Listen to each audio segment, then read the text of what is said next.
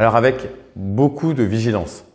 Ce que j'expliquais, c'est que l'arsenal juridique dont on dispose pour protéger la langue française est relativement faible, fragile, et que de toute façon, on ne peut forcer autrui à parler d'une certaine manière.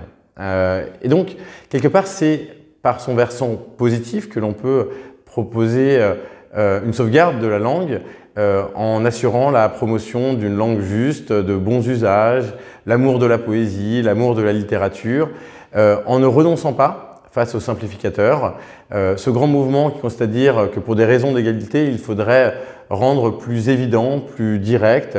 En réalité, en faisant cela, on appauvrit considérablement et on empêche ceux qui en ont le plus besoin d'accéder à ce matériau que je qualifiais de libérateur. Il s'agit véritablement de cela.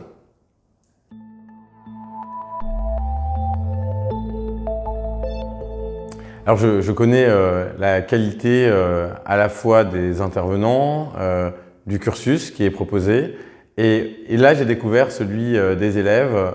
Les échanges ont été extrêmement riches, fructueux et finalement ont permis d'apporter une dimension supplémentaire au contenu du cours.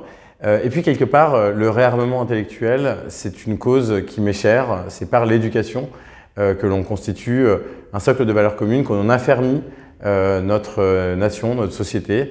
Et ici, c'est un peu ce que nous avons fait ensemble.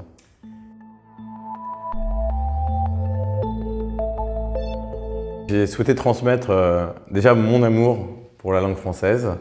Cette langue qui est, comme je l'ai exprimé, à la fois parfois un carcan qui nous impose de penser dans certaines formes, mais aussi qui est infiniment libératrice, émancipatrice.